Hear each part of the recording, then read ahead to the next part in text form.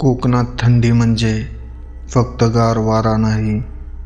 काही रात्री अशा असतात जिथे थंडी माणसाच्या अंगात नाही तर आत्म्यात शिरते. आणि अशाच एका रात्री गावाच्या वेशीवर पेटलेली शेकोटी एका जळत राहिलेल्या आत्म्याला पुन्हा जागं करते. डिसेंबरचा महिना होता. कोकणातली थंडी तशी हाडापर्यंत पोचणारी. त्या रात्री गावात इतकं धुकं होतं की हाताला हात लागत नव्हता. रात्रीचे 11:30 पावणे 12 झाले असतील. गावाच्या वेशीवर जो जुना वडाचा पार आहे ना, तिथे सदानंद आणि त्याचे 2 मित्र शेकोटी पेटवून बसले होते. कोकणात रात्री अशा वेशीवर बसणं तसं धाडसाचंच, पण तरुणाई त्यांना कशाची भीती. शेकोटीची ती ऊब अंगाला सुकावत होती, पण आजूबाजूची शांतता काहीतरी सांगू पाहत होती. गप्पा ओघाने जुन्या गोष्टीकडे वळल्या.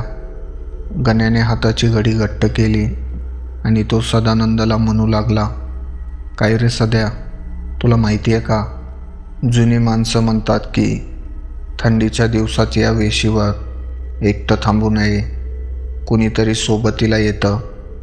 सदानंदाने एक जळतं लाकूड नीट केलं आणि हसून म्हणाला, अरे गण्या, हे सगळं भेडसावण्यासाठी असतं. आता आपण विज्ञानाच्या युगात आहोत. असल्या गोष्टींवर कोण विश्वास ठेवणार.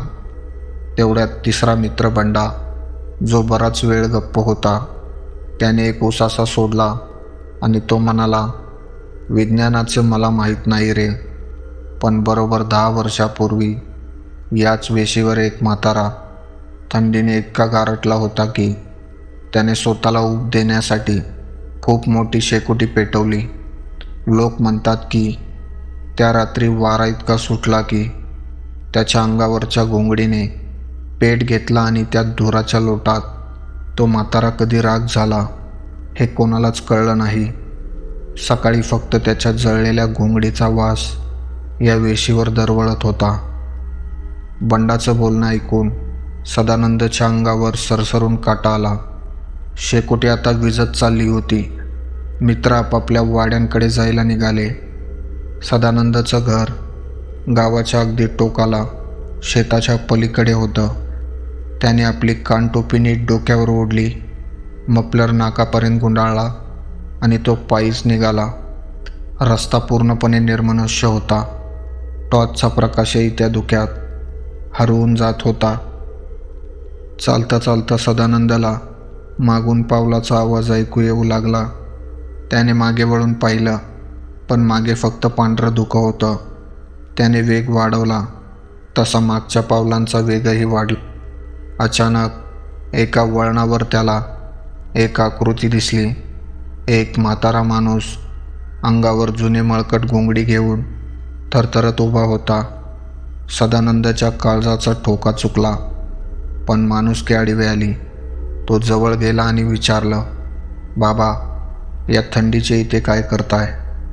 तो म्हातारा मान खाली घालूनच म्हणाला, खूप थंडी वाजते रे पोरा, थोडी ऊब मिळेल का? सदानंदला वाटलं बिचारा कोणीतरी वाटसरू असेल. तो म्हणाला, चला माझ्या घरी, तिथे अंगणात शेकोटी पेटवून देतो. दोघंच चालू लागले. सदानंद पुढे आणि तो म्हातारा मागे. पण चालता चालता सदानंदाला एक विचित्र जळकट वास येऊ लागला, जसं काहीतरी मात जळत असावं. सदानंदने न राहून विचारलं, बाबा, तुम्ही कुठल्या वाडीतले? त्यावर तो म्हातारा फक्त इतकंच म्हणाला, मी याच वेशीचा आहे. खूप वर्ष झाली इथेच थांबलोय. मला शांतता हवी आहे. सदानंदने सहज मागे वळून टॉर्चचा प्रकाश खाली टाकला आणि त्याच्या काळजाचं पाणी झालं.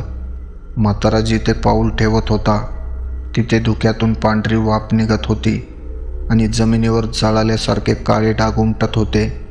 सदानंदला बंडाने सांगितलेली ती गोष्ट आठवली. त्याने हिम्मत करून विचारलं, तुमच्या घोंगडीला इतका जळका वास का येतोय? तसं त्या म्हाताऱ्याने आपली मान वर केली.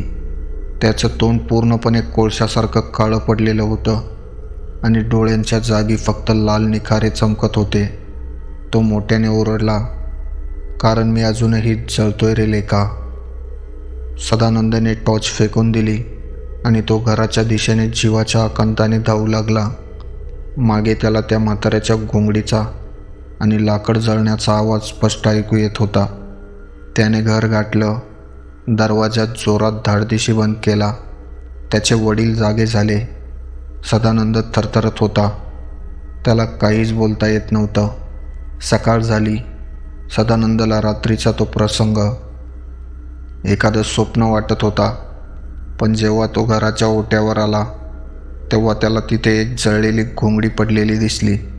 आणि सर्वात महत्त्वाची गोष्ट, सदानंदने जो मफलर गळ्याला गुंडाळला होता त्या मफलरवर कुणाच्या तरी जळालेल्या हाताचे 5 ठसे उमटले होते. जणू कोणीतरी त्याला मागे ओढण्याचा प्रयत्न केला होता. आजही त्या गावातल्या वेशीवर थंडीच्या दिवसात रात्री 12 नंतर कोणीही शेकोटी करायला जात नाही, कारण म्हणतात की तो निखारा अजूनही तिथे शांततेच्या शोधात फिरत असतो. तर ही होती आजची बाईकथा. व्हिडिओ आवडला असेल तर व्हिडिओला लाईक आणि शेअर करा आणि अशाच नवनवीन बाईकथा ऐकण्यासाठी चॅनलला सबस्क्राईब करायला विसरू नका, कारण खरी भीती अजून बाकी आहे.